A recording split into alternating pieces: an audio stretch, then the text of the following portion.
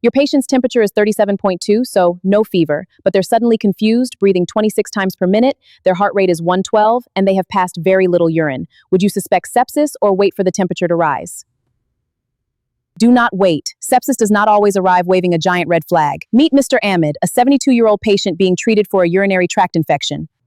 Earlier, he was alert and chatting. His respiratory rate was 18, heart rate 84, and blood pressure 128/76. 4 hours later, he seems unusually quiet. He isn't normally like this. Something is wrong. That sentence matters. A patient, relative, or carer may notice deterioration before an early warning score becomes significantly raised. So, what should the nurse assess first? First, recognize that this is an acute change from the patient's baseline. Possible early signs of sepsis include new confusion or altered behavior, an increased respiratory rate, tachycardia, low or falling blood pressure, reduced urine output, mottled, pale, or unusually cold skin, a new oxygen requirement, and a patient who simply looks or feels significantly more unwell. Fever may be present, but it is not compulsory. Older adults, immunocompromised patients, and some severely unwell people may have a normal or even low temperature. Which sign appeared first? Next, assess the patient systematically using ABCDE. A. Airway. Can the patient speak? Is the airway clear? Look and listen for obstruction. B. Breathing. Check the respiratory rate, oxygen saturation, work of breathing, and chest movement. Do not casually estimate the respiratory rate. Count it properly. An increased respiratory rate may be one of the earliest signs of deterioration. C. Circulation. Let's assess.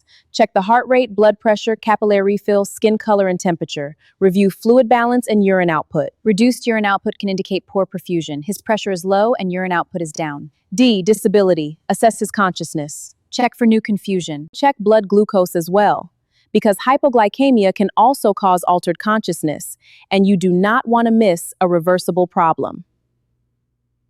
E. Exposure. Check the temperature. Look for a possible source of infection, while maintaining the patient's dignity. Consider all potential sources: chest, urine, wounds, invasive devices, abdomen, and skin, but do not delay escalating a deteriorating patient. Escalate immediately. Record a complete set of observations and calculate the NUS2 score. But do not stare only at the final number. Compare the observations with the patient's baseline and examine the trend. The rising respiratory rate, falling blood pressure, or new confusion may be clinically important even before the total score looks dramatic.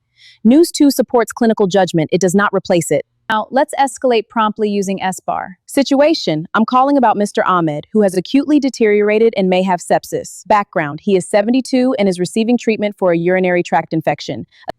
Assessment: he has new confusion, a respiratory rate of 26, heart rate of 112, falling blood pressure, and reduced urine output. Recommendation: I need an urgent clinical review and initiation of our suspected sepsis pathway. Do not simply say, "Can somebody review him?" when they have time. State the change, the risk, and the urgency clearly. If the response is delayed and you remain concerned, escalate again through the appropriate local route. While help is coming, continue monitoring and follow your local sepsis and deterioration policies. Depending on the clinical assessment and your scope of practice, urgent management may include oxygen when clinically indicated with an appropriate target saturation, blood tests including lactate, and blood cultures before antibiotics, prompt prescribed antimicrobial treatment, intravenous fluids when indicated, monitoring urine output, repeating observations, and reassessing the response to treatment. Do not administer treatments outside your competence, prescriptions, or local protocols. Never allow one intervention to distract you from reassessing the entire patient. So, should you have waited for Mr. Ahmed to develop a fever? His new confusion, rapid breathing, tachycardia, reduced urine output, and change from baseline were already warning signs. Sepsis is not diagnosed by temperature alone. Look at the respiratory rate, heart rate, and blood pressure. One reassuring observation should never cancel several concerning ones. Always consider the full clinical picture. When you suspect sepsis, remember these 5 actions. 1. Recognize the change.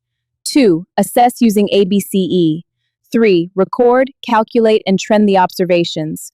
4. Escalate clearly and urgently. 5. Support prompt investigation, treatment, and repeated reassessment. Now test your judgment. Which finding concerned you first? New confusion, a respiratory rate of 26, or reduced urine output? Write your answer in the comments and explain why. Subscribe to Nurse IQ for practical clinical scenarios that help you think and act like a nurse.